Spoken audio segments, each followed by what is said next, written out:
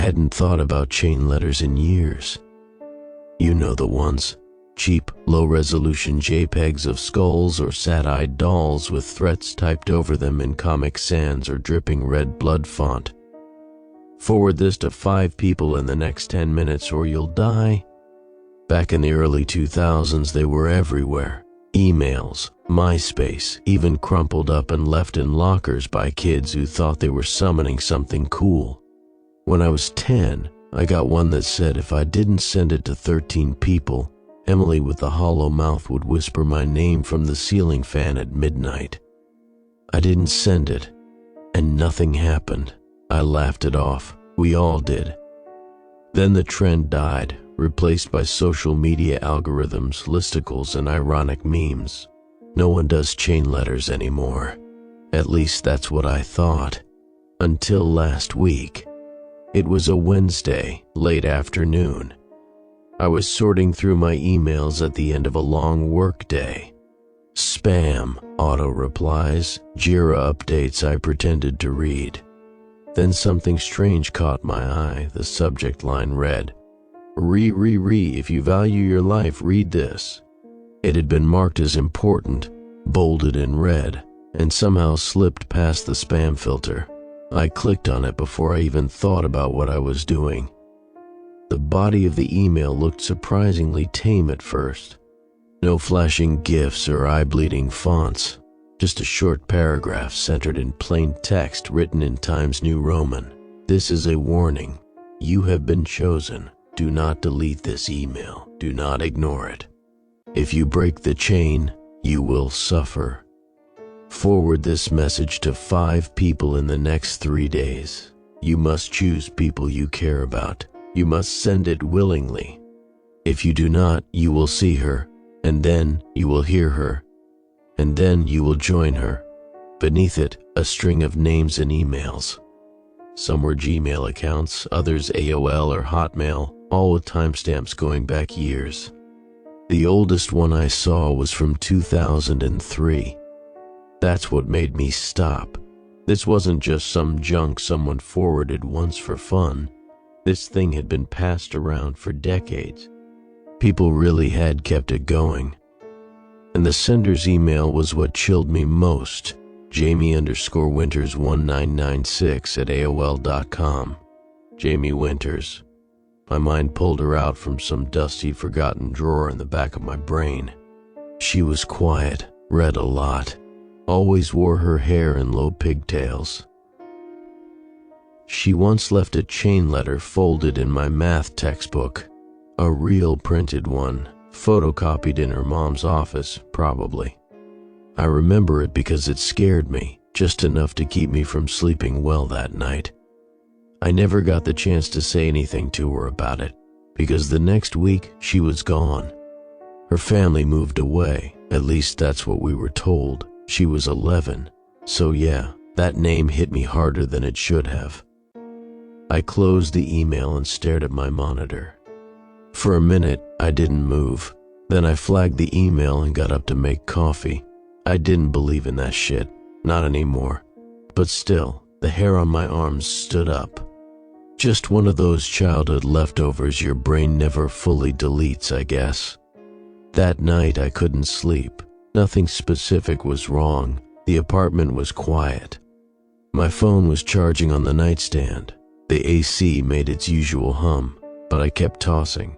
My thoughts circled back to Jamie, to that letter in 5th grade, and to this new one, this updated digital version of the same childhood fear. Why now? Why me? Around 2:30 a.m., I finally gave up and padded into the kitchen for a glass of water. That's when I noticed something strange. My inbox was open on my laptop. I never leave it open. I'm paranoid about security. Always close everything before bed. But there it was, glowing faintly from the dining table like a forgotten lantern. The chain letter was open again, only now there was a new line added to the bottom. 1 of 3 days passed. I blinked. Had that been there before? I walked over and scrolled down. Another line had appeared under the timestamp. You have not sent it. She is watching. I shut the laptop hard enough to hear the plastic creak. I didn't sleep the rest of the night. By morning, the email had disappeared. Not in the trash, not archived, not anywhere. I even checked my server logs. Nothing. It was as if the message had never been sent. I called my tech buddy Reggie, who works freelance digital forensics. He owed me a favor from last year when I got him out of a disaster recovery mess. I gave him remote access to my inbox and told him I thought I'd been phished. Maybe some new malware disguising itself as Chainmail? He said he'd dig into it and get back to me. In the meantime, I went about my day, kept checking over my shoulder, kept expecting something, I don't know, weird. The weird came at 3:02 p.m. I was in the break room at work, microwave humming. I was waiting for my sad little tray of chicken tikka to finish heating, just another Thursday, and then I heard it. A girl's voice, very soft. It came from behind me, clear as a whisper against the fluorescent hum. She said my name, just once, Michael. I turned around expecting a coworker, but the room was empty. The microwave beeped, long and shrill. I didn't eat lunch that day. Reggie called that evening. Hey man, what kind of email did you say this was? Some weird old chain letter. Looked basic. Times New Roman, no attachments, no links. It's gone now. Yeah, I noticed, he said. But not just gone from your inbox. Gone from the logs. No trace. Not even on your outbound or spam filter. It's like it was never there. He paused. That's not normal. No shit. I also checked the IPs tied to the original sender. You said the name was Jamie Winters? Yeah, dude. That account hasn't been active since 2006. AOL shut it down a long time ago. I stayed quiet. He added, also, and I'm not trying to freak you out here, but you've got residual tracking data. Something pinged your mic at 2:37 a.m. Briefly, my stomach dropped. I didn't turn it on. I know, you couldn't have. I checked the permissions. That night, I locked all my doors and turned off every device in the house. Even unplugged my router. I don't know what I thought it would stop. Ghosts? Hackers? Both? I went to bed with the covers tight around me like a child. At some point, I drifted into uneasy sleep. At 3:11 a.m., I woke up gasping. Someone was breathing in the room with me, not from beside me, from above. I didn't open my eyes. I couldn't. I don't know how long I lay there, paralyzed, feeling the breath. A slow, steady exhale brushed my forehead like a breeze made of ice. Eventually, it stopped. Eventually, I slept again. When I woke up, my inbox had one unread message. The subject line, 2 of 3 days past. The body. You have still not sent it. She is standing in your house. I didn't go to work the next day. I told my boss I was sick, which wasn't a total lie. I looked like hell, sunken eyes, clammy skin, the works. But more than that, I was scared. Not just creeped out, not just rattled. Scared. I'd seen and heard enough to know something was happening. I didn't know what it was yet, or how to stop it, but it was real. Too many little things stacking up, things you can't explain away with logic or stress. And still, part of me wanted to believe I was losing it, because if I wasn't, then someone or something was playing a game. And I didn't know the rules. I sat on the couch most of the day with my phone in hand, staring at my email app. The new message hadn't disappeared this time. It was still there. That same plain font, those same 3 sentences burned into the center of the screen. You have still not sent it. She is standing in your house. I reread it over and over again until the words lost their meaning. I wanted to reply, to scream into the void, to ask what the hell this was, but I knew better. Some things you don't feed. That was a rule I'd learned long ago. Never talk to it. Never acknowledge it more than you already have. and then I noticed something that hadn't been there before. An attachment, a file named simply image1.jpg. I stared at the little paperclip icon, blinking unsure. For a moment I considered deleting the whole thing, shutting off the phone, going out for a walk. But I clicked it. The photo took a moment to load. It was low resolution, dark, hard to make out at first, but slowly I realized what I was looking at. It was me, asleep in bed. The shot was angled from above, like someone standing on my nightstand or hanging from the ceiling. I could see my blankets, my pillow, even the stupid green glow in the dark stars I never took down from college. And right at the edge of the frame, almost cropped out, was something else, a face, pale, with long black hair falling forward, partially obscuring the features. But the eyes were wide and dark, empty, too far apart, too wrong. The mouth was hidden, but I swear I could see the faint outline of something long stretching down from the nose. Not lips, a hole, a mouth too wide and open, like a cave. I dropped the phone. By the time I picked it back up, the image was gone, deleted, no trace in my files. Not even in the phone's hidden cache, and I know because I downloaded 3 different forensic tools trying to find it. Gone, like it never existed. But I'd seen it. And worse, I believed it. That night, I tried to send the chain letter. I figured, hell, if I play along, maybe it'll stop. Maybe it's some weird curse, some viral internet tulpa fueled by belief, like that Slender Man bullshit from a few years back. Maybe forwarding it would be enough, but I couldn't find it. It wasn't in my inbox anymore, not the original, not the follow-up. Just gone. So I recreated it, typed it out from memory, line by line. I even found a few random email addresses from my contacts list, college friends I hadn't spoken to in years, an old ex, my cousin Dave. I hit send, 5 emails, done. I even sent a 6th just to be sure. And for a moment, I felt relief. Like I'd finally followed the rules, like I'd bought myself a way out. Then the lights flickered. It started as just a blink, a hiccup in the power, a surge, but then it happened again and again, every 30 seconds like clockwork. And each time they stayed off just a little longer, 3 seconds, then 5, then 8. I lit a candle, sat in the living room with it clutched in both hands like a prayer. My phone was on the table, screen turned off, but I kept checking it anyway, just in case. Nothing came, no new messages, no more emails, nothing. Until the 6th power blink, when the lights went off and didn't come back. And in that blackness, I heard her, breathing, slow, wet, standing behind me. I didn't turn around. I couldn't.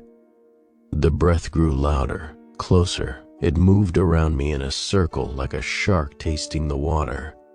I clenched my jaw, frozen. I don't know how long it lasted. When the lights finally came back, I was alone. The next morning, I got 5 texts, 5 people I'd sent the email to. One said, "Very funny." Another, "You okay, man? What's this for?" My cousin Dave just replied, "LOL what?" But 2 didn't respond at all. I tried not to think about it. Tried to go on with my life, but the email came back that night. Same subject line, same body text. "You have broken the chain. You will not be warned again. She is no longer waiting." There was another attachment, a video, only 2 seconds long. It was filmed from my hallway, and in the final frame, just before the feed cut out, she turned and looked at the camera and smiled.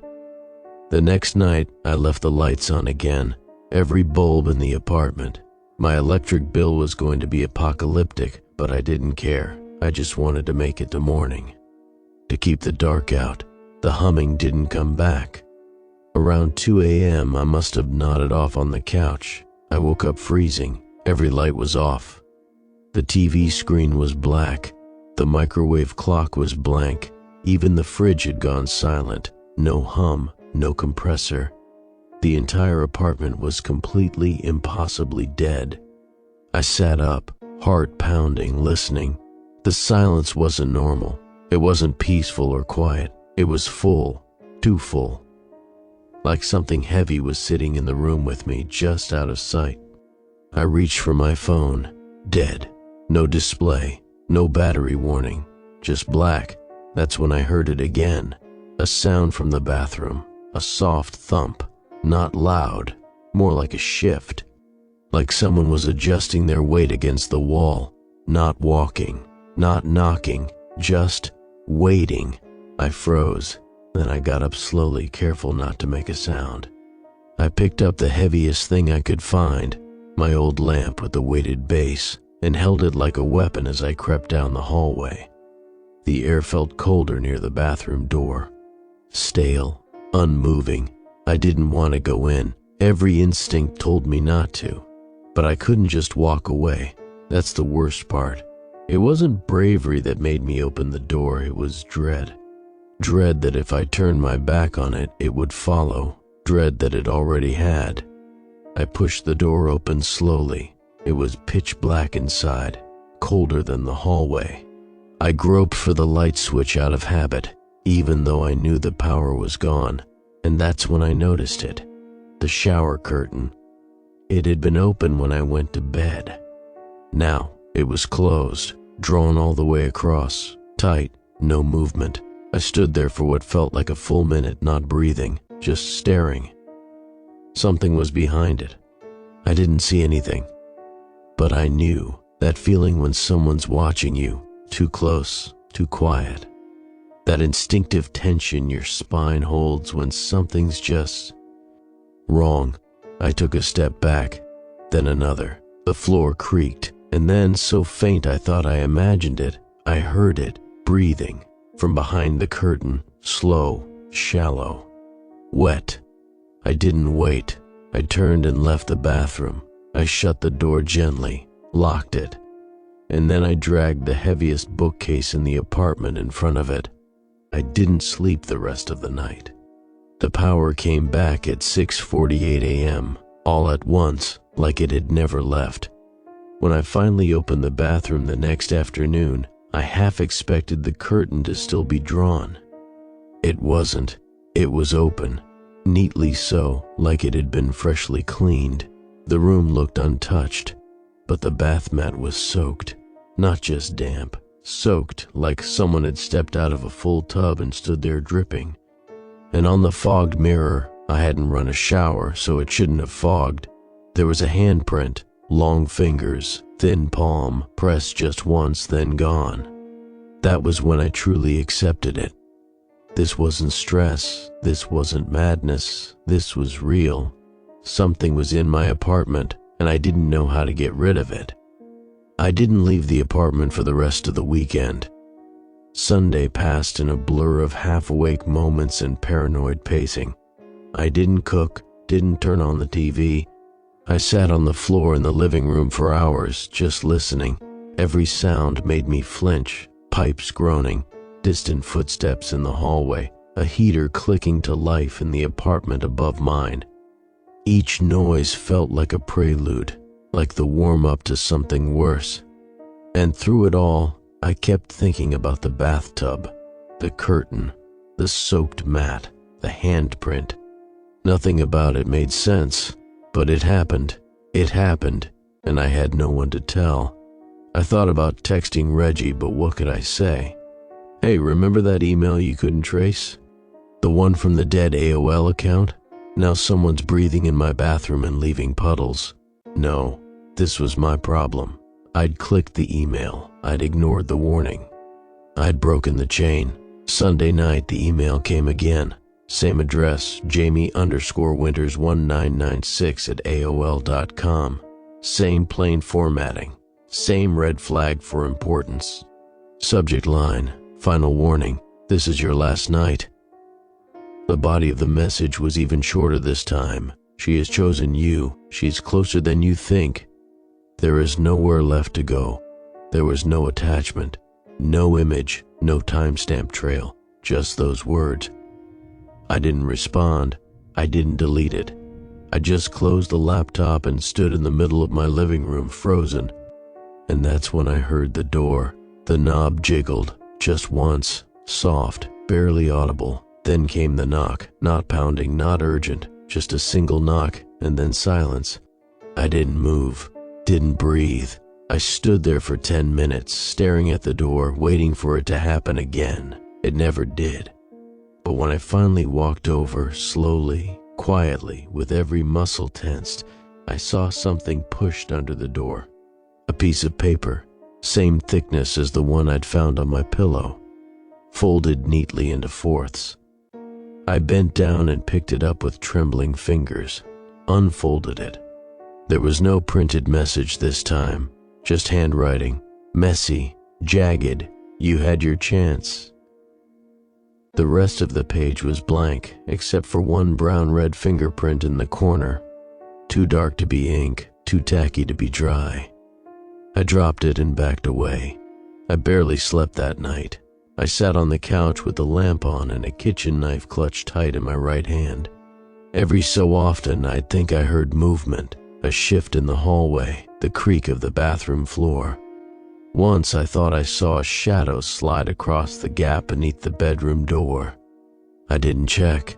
I just sat there, waiting. At 4:26 a.m., my phone vibrated. It was powered off, dead, or at least it should have been. But the screen was glowing. The home screen showed no apps, just a black background and a line of text. Look behind you. I didn't. I couldn't. Not for a long, long time. Eventually I turned. Nothing was there. But something had changed. My front door was open. Just a crack. Maybe an inch, maybe less. I hadn't heard it unlock. I hadn't heard it move. But it was open, and someone, or something, had been inside. The sun came up shortly after. I walked to the door and shut it slowly, locked every bolt, pulled the security bar across it. Then I sat on the floor, back against the wall, staring at it like it might try to open again. I stayed there for 2 hours.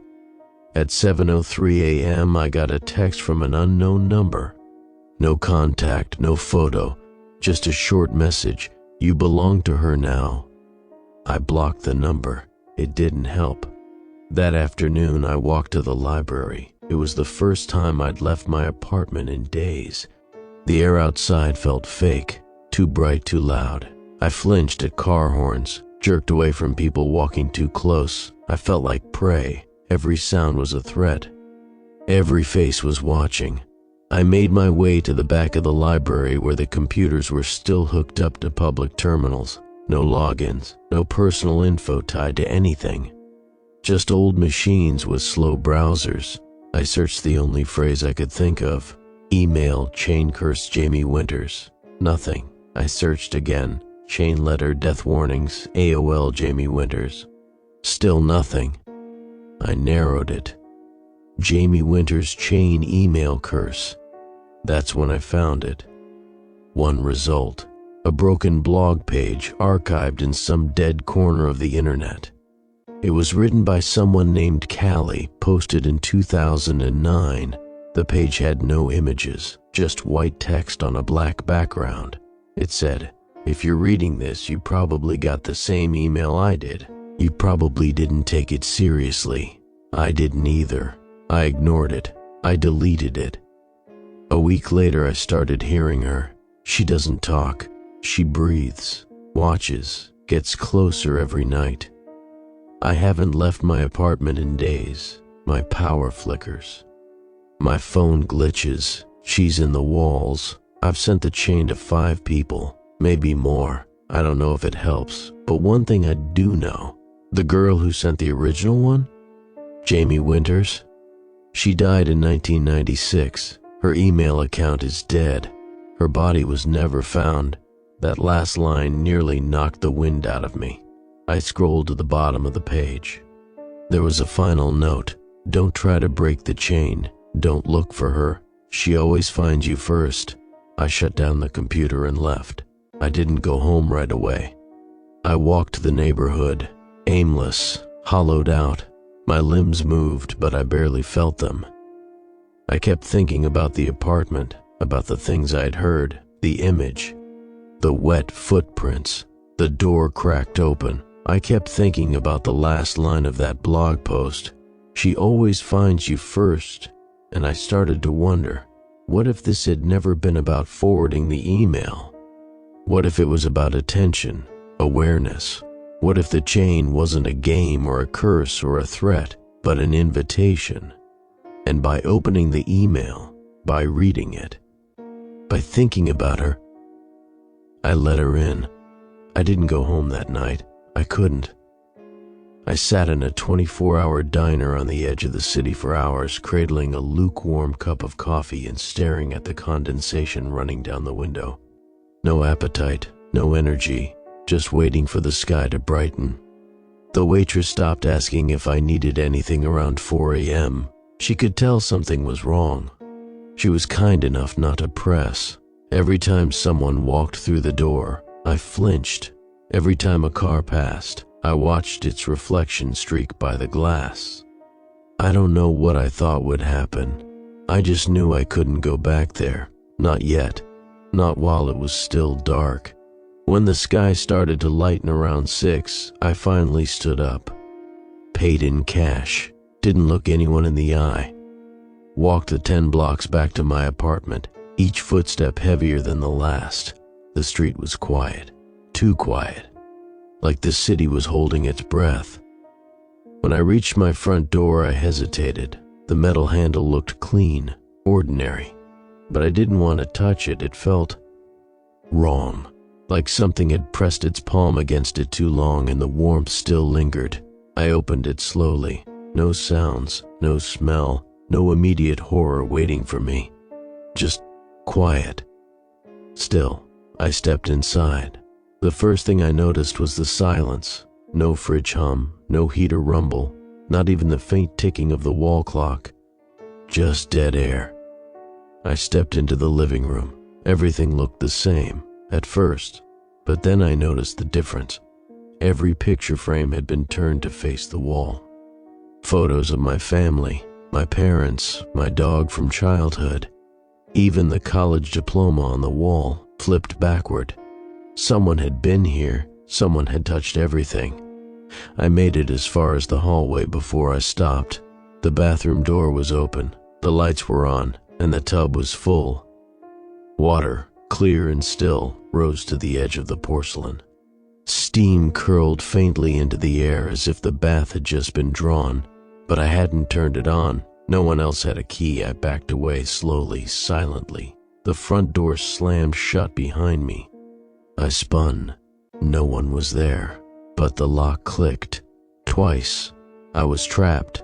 I turned back toward the hallway, and that's when I saw the water, seeping out beneath the bathroom door now. Thick, slow, unnatural.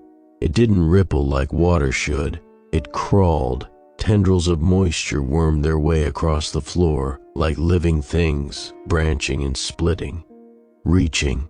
I bolted into the kitchen, grabbed the biggest knife I could find. Then I ran to the bedroom and slammed the door behind me.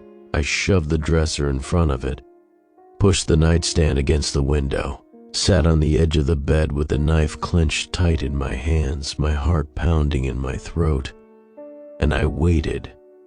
For hours I didn't move. No sounds came, no voices, no footsteps, just the occasional tick of the pipes behind the walls, like something brushing past them. Then, just before sundown, I heard it, a soft knock, not at the door, not on the walls, from inside the closet. 3 knocks, deliberate, measured. I stood slowly, crossed the room on shaking legs. I don't know why I opened it. Maybe I thought I'd find nothing. Maybe part of me wanted to end the guessing. I gripped the knife, yanked the handle, and nothing. Just coats, shoes, an old vacuum. The closet was empty. I let out a slow, broken breath, and then, from behind me, I heard her. "Michael." It wasn't a whisper. It was right behind me. I turned, slashing wildly with the knife. But I hit nothing, nothing at all. The lights went out, not just in the bedroom, the whole apartment. Pitch black, total silence, then movement. Just beyond the edges of the dark, something brushing the walls, slipping past the door frame. I backed into the closet and shut the door. Sat down, curled in tight, knife in one hand, phone in the other. No signal, no light. I don't know how long I stayed there, an hour, 3, maybe more. I only came out when the sun began to rise through the slats in the blinds, and by then, she was gone. I stumbled into the hallway like a survivor. The apartment felt hollow, like she'd taken something with her, like something had changed. And that's when I saw the new email, sitting at the top of my inbox. No subject line, no sender, just one line in the body, "You are hers now." And below that, in tiny gray text, "Forward this message to 5 people you care about within 72 hours, or your silence will be permanent." I stared at the email for a long time. The screen's glow painted my face like cold fire. The cursor blinked, patient and expectant, beneath the final line. "Forward this message to 5 people you care about within 72 hours, or your silence will be permanent." I didn't touch the keyboard, didn't even breathe. I just sat there trying to feel something. But I couldn't. I was empty. 3 nights of torment had hollowed me out like an old tree. My muscles ached, my eyes stung, my thoughts moved like sludge. I wasn't even afraid anymore, just tired. I clicked reply, typed 3 words, "Who is she?" Hit send. The message bounced back. Delivery failed. I wasn't surprised. Nothing responded to her. Not really. That day, I did nothing. I didn't shower, didn't eat. Just walked from room to room like a man moving through someone else's house. The furniture felt unfamiliar. The walls had too many shadows. The air had a weight to it, like the ceiling might drop at any moment. And worse than that, I kept catching myself listening, not hearing, listening, because I knew she was still there. Not right in front of me, not anymore, but close. Somewhere just beyond the drywall, somewhere behind the ceiling, watching, waiting, breathing. That night, I didn't barricade the doors, didn't turn on the lights. I sat in the middle of the living room with the curtains open and waited for it to be over. I didn't sleep. I didn't blink. I just watched the dark creep in around the corners of the room until everything vanished. And in the quiet, right around 2 a.m., I heard her again.